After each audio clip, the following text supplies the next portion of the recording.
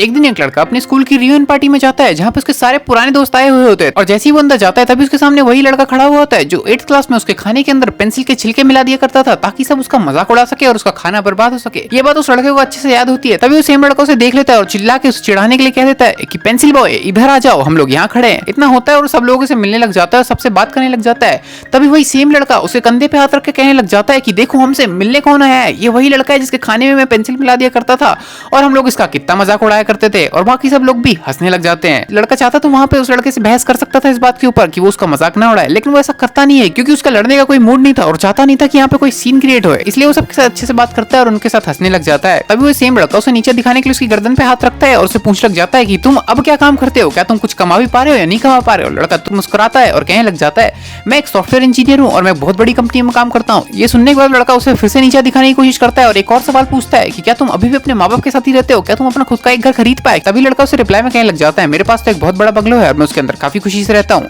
और मैंने अपने माँ बाप को भी एक नया घर गिफ्ट किया है। ये सुनने के बाद उस लड़के को रिप्लाई अच्छा लगता नहीं है और वो काफी गुस्सा हो जाता है। तभी वो नीचे दिखाने के लिए उसे फिर से एक और सवाल पूछता है और कहने लग जाता है क्या तुम अभी भी वही खटारा गाड़ी चलाते हो जो तुम स्कूल में चलाया करते थे। तभी वो लड़का तुरंत मुस्कुराता है और कहने लग जाता है नहीं, मैंने उस गाड़ी को कब का बेच दिया, अब मैं एक लग्जरी कार पोर्शे चलाता हूँ। ये सुनने के बाद हर कोई हंसने लग जाता है और उसके ऊपर मजाक बनाने लग जाता है, ये कहते हुए कि तुम जैसा लड़का अगर पोर्शे चलाएगा तो हम लोग क्या चलाएंगे। इतना होता है वो लड़का सब समझ जाता है कि इन लोगों को तो सबक सिखाना पड़ेगा। तभी वो लड़का बहाना बना के कहने लग जाता है कि मैं तुम सबके लिए गिफ्ट लेके आया था, क्या तुम मेरे साथ चलोगे ताकि मैं तुम्हारा गिफ्ट दे सकूं। जहाँ पे वो सारे लड़के मिलके पार्किंग में चले जाते हैं जहाँ पे वो फिर भी उसका मजाक उड़ा रहे होता है। इतना हो ही रहा होता है तभी वो अपनी जेब से चाबी निकालता है और चाबी का बटन दबाता है जहाँ पे उसकी नई नवेली ब्लैक कलर की पोर्शे 911 GT बजने लग जाती है और अपनी हेडलाइट चालू कर देती है। ये देखने के बाद सारे लड़के शॉक हो जाते हैं और जितने लड़के हंस रहे होते हैं वो लोग भी बिल्कुल चुप होकर उसकी गाड़ी की तरफ देखने लग जाते हैं। तभी वो लड़का अपनी गाड़ी के पास जाता है और तुरंत वहां से एक छोटी सी पेंसिल निकालता है और आता है उसी लड़के के पास जो उसके खाने में पेंसिल मिला दिया करता था और उसे देते हुए कहता है पेंसिल तुम 8th क्लास में भूल गए थे, मैंने अभी तक संभाल के रखी हुई थी, शायद तुम्हें आज ही सही टाइम है देने का।